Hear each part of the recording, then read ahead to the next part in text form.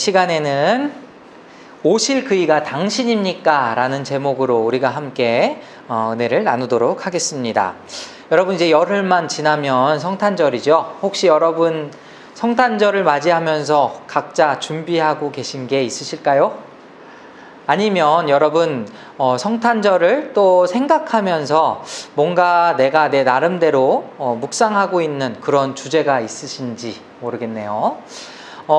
우리가 성경을 살펴보면 사실 예수님께서 탄생하기 이전에, 그리고 예수님께서 사역을 시작하기 이전에 계속해서 선지자들을 통해 예언해 왔고, 그리고 그 길이 예비되어 왔고 준비되어 왔었다라는 사실을 여러분 잘 알고 계실 겁니다. 특별히 오늘 본문에 등장하는 세례 요한을 통해서 우리가 어떤 것을 준비해야 할지, 또 우리의 마음이 어떠해야 할지를 한번 살펴봤으면 좋겠는데요. 자, 일단 우리 본문 한번 보시죠. 2절에 이렇게 시작하고 있습니다. 요한이 옥에서 그리스도께서 하신 일을 듣고 제자들을 보냈다. 지금 여기에 요한의 상황이 소개되고 있지요. 지금 세례 요한은 어떤 상황이냐면 옥에 갇혀져 있는 상황입니다. 이걸 어떻게 알 수 있냐면 마태복음 이제 14장에 가면은 그 요셉이 그 당시에 분봉왕 헤롯이 근친 상간이죠. 그러니까 동생의 아내를 자기가 데려갔어요. 그것을 정죄함으로 말미암아 지금 감옥에 갇히게 된 그 사건 이후에 등장한 스토리가 바로 오늘 본문의 이야기다. 이렇게 이해하시면 됩니다. 옥에 지금 요한은 갇혀 있는 상황이죠. 그리고 두 번째는 뭐냐면 그리스도께서 하신 일을 다 듣고 있었어요. 그렇죠? 우리가 다 들었다라고 한다면 지금 오늘 본문의 마태복음 11장에 등장하기 이전에 예수님의 사역을 다 듣고 알고 있었다 정도로 이해하면 될 것 같습니다. 그리고 이걸 듣고 난 다음에 제자들을 보냈다고 합니다. 요한에게도 제자들이 많았던 것 여러분 아시죠? 그 제자들을 보냈습니다. 그럼 왜 보냈을까요? 질문을 던집니다. 3절 보니까 예수께 여짜오되 오실 그이가 당신이오니까 우리가 다른 이를 기다리오리이까. 자, 그럼 이제 여러분이 지금 일반적으로 알고 있었던 그 요한의 마음을 우리가 한번 생각해 볼게요. 지금 요한은 예수님의 존재, 즉 메시아이심을 인정하고 있었을까요? 아니면 의심하고 있었을까요?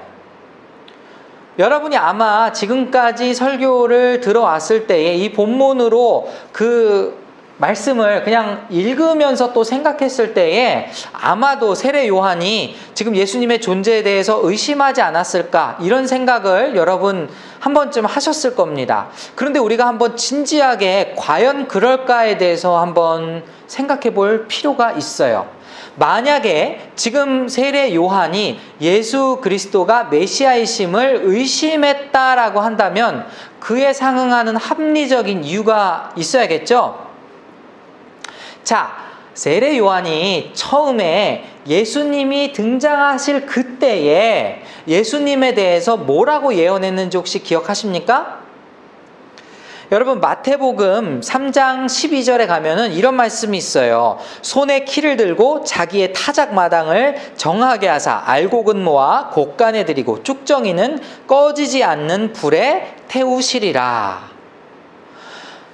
세례 요한이 이해했을 때에 메시아 예수 그리스도는 심판자이십니다. 그러니까 모든 사람을 다 선악간에 심판하시고 그 악한 사람들을 특별히 어떻게 해요? 꺼지지 않는 불못에 던지는 그런 권능의 메시아로 지금 기대를 하고 있었다라는 것이죠. 그런데 실제로 예수님께서 이 땅에 오셔서 한 사역들을 보면 예수님이 주로 누구하고 같이 지냈습니까? 그 당시에 비주류로 취급받았던 죄인, 세리, 창녀, 이런 사람들하고 같이 지냈더라라는 것이죠. 그러면서 마태복음 9장 11절과 12절을 보면 또 이런 말씀이 있습니다. 바리새인들이 보고 그의 제자들에게 이르되 어찌하여 너희 선생은 세리와 죄인들과 함께 잡수시느냐. 예수께서 들으시고 이르시되 건강한 자에게는 의사가 쓸데없고 병든 자에게나 쓸데있느니라. 예수님께서 이 땅에 오신 목적과 이유를 말씀을 하시는데 당시의 종교 지도자들은 예수님의 사역이 이해가 가지 않았어요. 그렇죠? 근데 예수님께서는 이것을 병든 자로 비유를 대시면서 내가 그 병든 자들을 위해서 온 것이다 라고 설명을 하고 계십니다. 자기의 정체성에 대해서 이렇게 밝히고 계시는 것이죠. 자, 그러면은 지금 이 상황에서 세례 요한이 약간 갸우뚱할 수도 있겠어요. 왜냐하면은 세상을 심판하실 구세주 메시아로 생각을 했더니 자기가 생각했을 때의 악한 사람들은 뭐 어떻게 하지 않는 거죠. 오히려 그들과 함께 식사하시고 교제를 나누시니까 이해가 안 갔을 수 있죠. 여러분, 세례 요한의 메시지 얼마나 강했습니까? 회개하라. 그죠? 그리고 또 뭐라고 얘기했어요? 독사의 자식들아. 막 이렇게 강하게 설교했던 그 세례자 요한을 생각해 본다면 어쩌면 예수님의 사역이 이해가 안 갈 수도 있었습니다. 그러니까 지금 오늘 이 본문의 말씀을 다시 생각해 보면 세례 요한이 예수님이 하시는 일들을 보고 정말 이해 안 간다. 그분이 메시아가 맞으신가? 하면서 제자들을 통해 물어봤을 수 있죠. 충분히 그럴 수 있겠죠. 그런데 여러분, 다시 한번 저는 이 상황에 대해서 생각을 해봤으면 좋겠습니다. 반대로 지금 이 세례 요한은 전혀 의심이 없었는데 세례 요한의 제자들을 위해서 이 질문을 던진 것은 아닐까? 왜냐하면 여러분, 예수님께서 세례 요한을 통해서 세례를 받을 당시를 한번 생각해 보세요. 아무도 말하지 않았는 그때에, 아무도 알아볼 수 없었던 그때에 유일하게 세례 요한만 예수님을 알아봤죠. 성령을 통해서 깨달을 수 있었습니다. 그렇죠? 네. 그리고 지금 우리 한번 요한복음 3장 25절에서 30절을 한번 볼게요. 요한복음 3장 25절에서 30절을 한번 저와 여러분이 교독해서 읽을 수는 없겠네요. 제가 한번 읽어보겠습니다. 이에 요한의 제자 중에서 한 유대인과 더불어 정결 예식에 대하여 변론이 되었더니, 지금 그 요한의 제자들과 변론이 있은 적이 있었는데 그들이 요한에게 가서 이르되 랍비여, 선생님과 함께 요단강 저편에 있던 이 곧 선생님이 증언하시던 이가 세례를 베풀며 사람이 다 그에게로 가더이다. 지금 현 상황을 제자들이 얘기를 하고 있어요, 요한에게. 그랬더니 요한의 대답이 이겁니다. 요한이 대답하여 이르되 만일 하늘에서 주신 바가 아니면 사람이 아무것도 받을 수 없느니라. 내가 말한 바 나는 그리스도가 아니요 그의 앞에 보내심을 받은 자라고 한 것을 증언할 자는 너희니라. 신부를 취하는 자는 신랑이나 서서 신랑의 음성을 듣는 친구가 크게 기뻐하나니 나는 이러한 기쁨으로 충만하였노라. 그는 흥하여야 하겠고 나는 쇠하여야 하리라. 자, 세례 요한이 잡히기 전에 제자들과 나눈 대화 속에서 어때요? 예수님을 너무도 잘 알고 있었어요. 뿐만이 아니라 자기의 역할이 무엇인지도 너무도 잘 알고 있었어요. 그렇죠?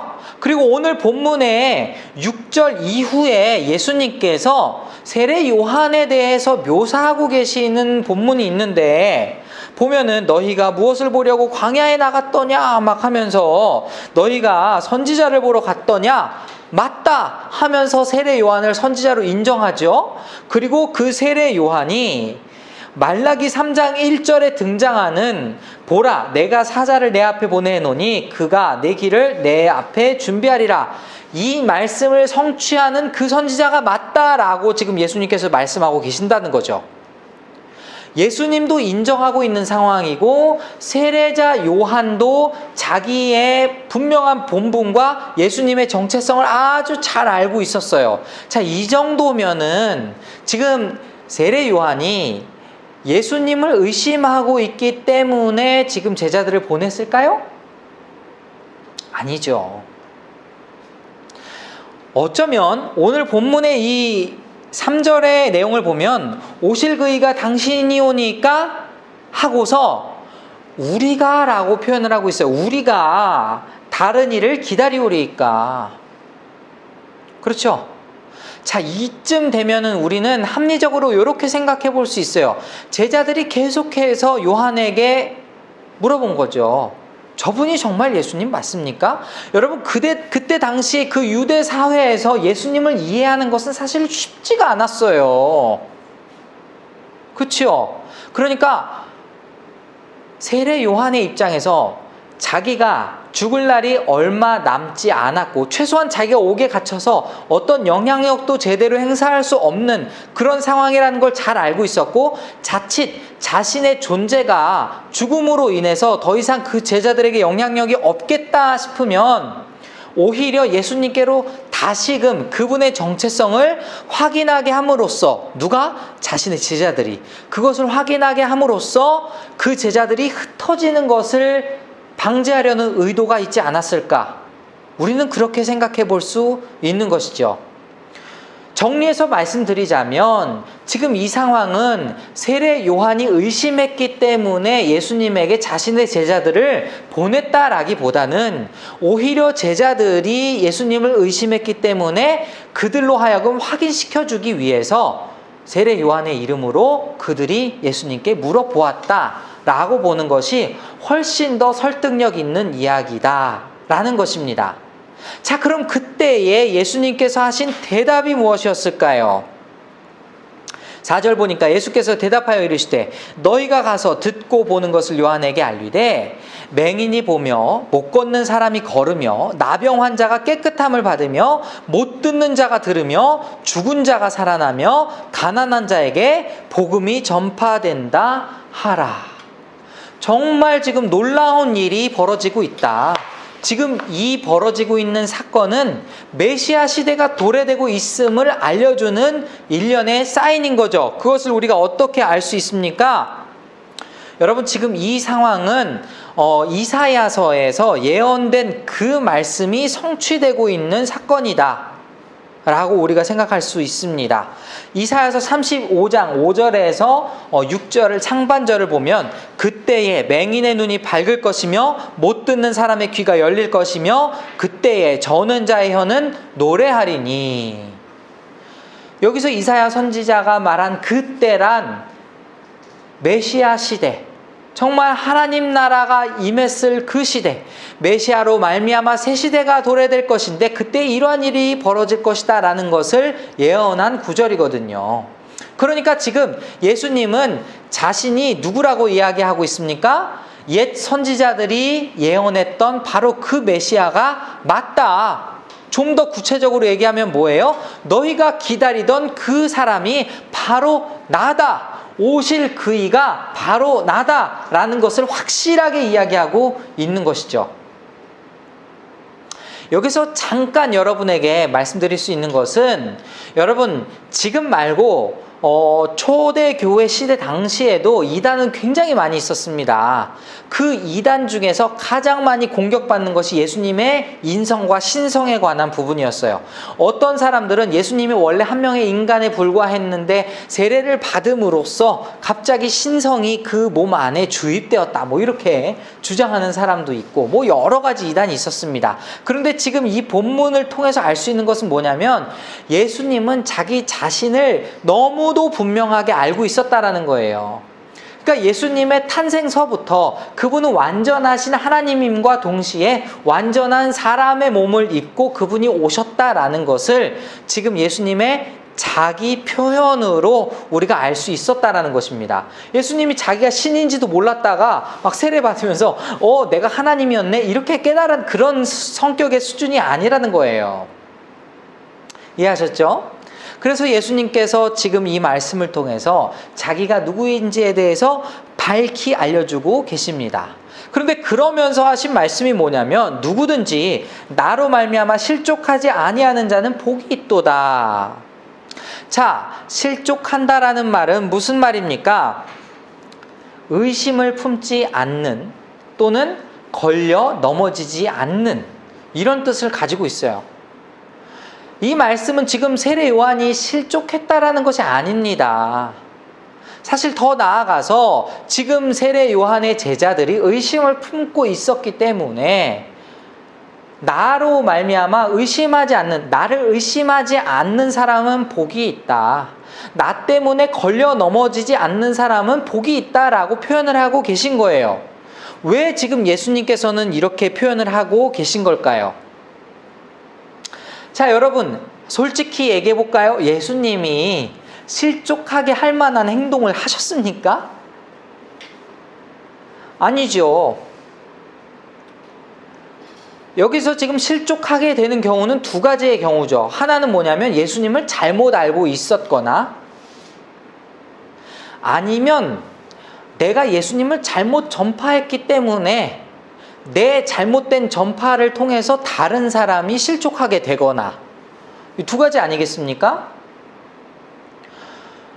그런 거예요. 지금 이 당시에 예수님을 보고 실족했던 사람들은 자신들이 생각했던 메시아의 모습과 진짜 나타난 메시아의 모습이 너무나도 달랐기 때문에 예수님을 의심했던 것이죠. 그리고 두 번째는 무엇입니까?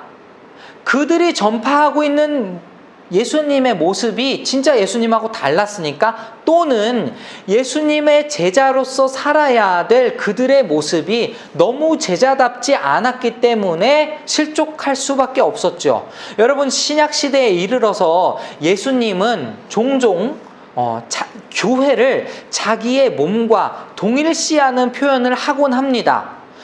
교회가 교회됨을 보여주지 못했을 때 사람들이 교회를 향해 실족했다라는 것은 예수님께 실족했다라는 것과 똑같은 의미를 담고 있는 것이죠. 자, 그러면 우리는 어떻게 해야겠습니까? 이게 중요한 거예요. 오늘을 살고 있는 여러분, 그리고 성탄절을 열흘 앞두고 있는 여러분은 어떤 준비를 함으로써 그분의 오실 길을 예비하시겠습니까?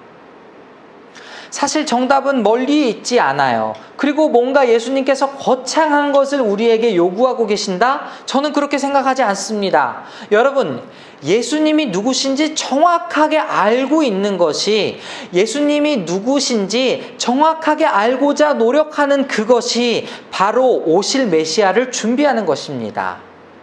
그리고 또 한 가지, 다른 사람으로 하여금 예수님을 바라봤을 때 실족하지 않도록 하는 것. 즉, 우리가 예수님을 바로 알고 바로 전파하며 우리의 행실에 있어서도 몸된 교회라면, 우리의 각 사람이 몸된 교회를 이루고 있는 지체라면 다른 사람에게 실족하지 않도록 우리의 행실을 돌보고 더욱더 예수 그리스도 닮은 사람으로 살아가는 그것이 바로 메시아 예수 그리스도의 오심을 예비하는 길이다. 이것입니다. 오늘 이 말씀을 들은 저와 여러분, 다시금 성탄절을 준비했으면 좋겠어요. 여러분, 구원의 기쁨은 우리가 늘 상기하지 않으면 잃어버릴 법한 그런 사실은 너무 중요한 것임에도 불구하고 너무도 우리가 자주 듣다 보니까 그냥 타성에 젖어서 그 감사를 잃어버리기 쉬운 제목입니다. 여러분, 예수 그리스도께서, 메시아이신 예수 그리스도께서 왜 이 땅에 오셨죠? 우리를 구원하시기 위해서. 여러분, 그 구원의 기쁨과 감사가 먼저는 여러분 마음속에서 회복이 되었으면 좋겠습니다. 그리고 그 구원의 감사와 기쁨이 회복될 때에 내가 과연 주님을 위해서 무엇을 할 수 있을까? 내가 메시아이신 우리 그리스도의 나심을 기념하기 위해서 무엇을 할 수 있을까? 여러분 고민하실 때에 내가 하나님을 바로 알기 원합니다. 나의 행실과 또 나의 입술을 통해서 정말 예수 그리스도를 바라보는 그 다른 이들의 시선이 실족하게 되지 않기를 원합니다. 이런 소원을 가지고 실천하는 우리 모두가 되기를 소원합니다. 이제 열흘 남았어요. 세상 사람들이 기뻐하는 그 성탄절, 크리스마스, 막 사람들이 즐기는 성탄절, 우리가 똑같이 그 기류에 휩쓸리기보다는 하루하루 주님을 더 잘 알기 원합니다. 하루하루 주님을 더 닮기 원합니다. 이러한 고백을 하며 다짐하는 저와 여러분 모두가 될 수 있기를 소원합니다.